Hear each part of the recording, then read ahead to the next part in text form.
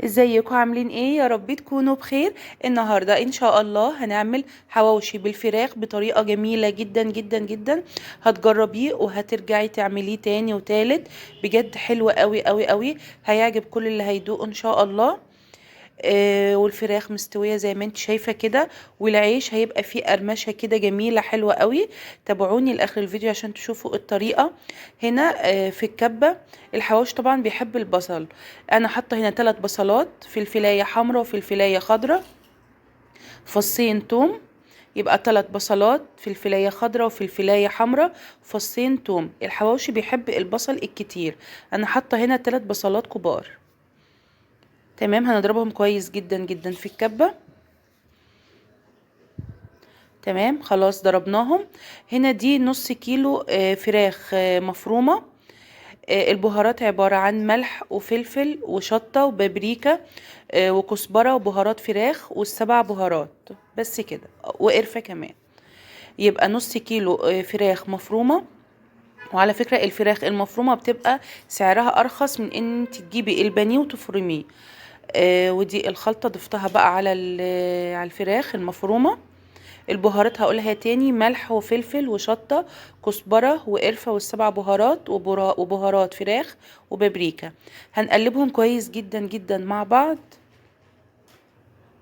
وانا ما حطيتش طماطم لان الطماطم بتنزل مية وهتخلي العيش هيبقى طري كده، فلا بلاش تضيفي طماطم. هنقلبهم كويس جدا جدا لحد كده المكونات ما تتجانس مع بعض. الحواوشي بيحب البهارات الكتير وبيحب البصل الكتير. كل ما تضيفي بصل كل ما هيكون احلى، وكمان الكمية بتتضاعف كمان. تمام كده بقى حلو جدا.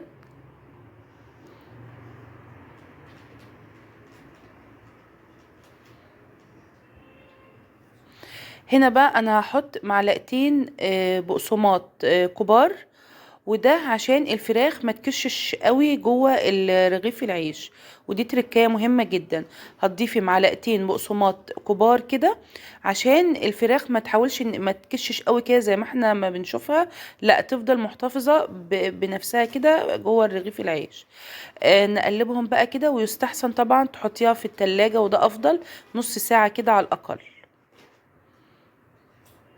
تمام، طلعتها بقى من التلاجة. ده رغيف العيش البلدي. نضيف بقى كده، نحط جوه الرغيف. عملوا معايا بالظبط 10 ترغيفة من الحجم ده كده. وممكن كمان كان يعمل اكتر، بس انا بصراحة بحب احط كمية كبيرة كده جوه الرغيف. لو انت بقى حابة تضيفي جبنة موتزاريلا ما تضيفيهاش دلوقتي ابدا. لا، انت هتضيفيها بعد ما تستوى خالص. بعد ما يستوى الرغيف والفراخ تستوى، هتضيفي الجبنة الموتزاريلا وتحطيها بس كده تشميعة كده على النار، الجبنة تسيح وخلاص. انما ما تحطهاش من دلوقتي. لو حطيتها من دلوقتي الجبنة الموتزاريلا مش هتبان. تمام، حلو جدا كده. نحطهم بقى كده على النار، على نار وسط.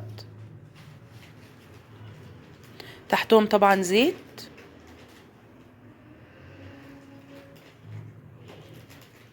اول ما يتشمعوا كده من تحت وتحس ان هو خلاص استوى كده من تحت، هتقومي قلبة عليه على طول.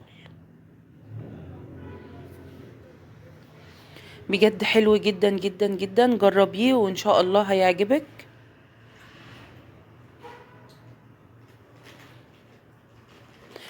حلو جدا اهو، زي ما انتم شايفين اخد لون جميل قوي من تحت اهو.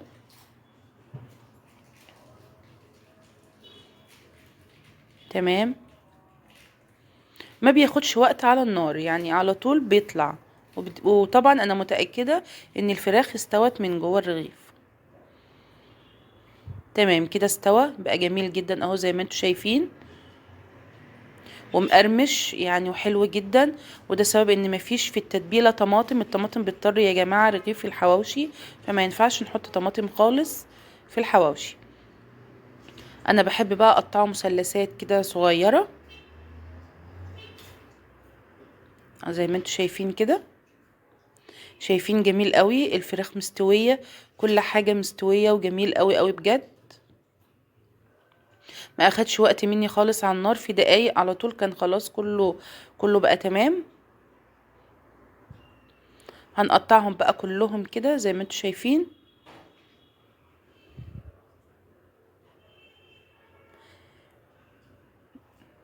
حلو جدا.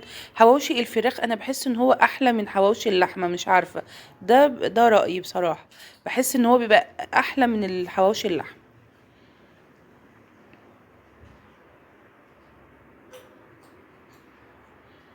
جميل جدا. لو انتي بقى حابه تضيفي جبنه موتزاريلا ضيفي براحتك.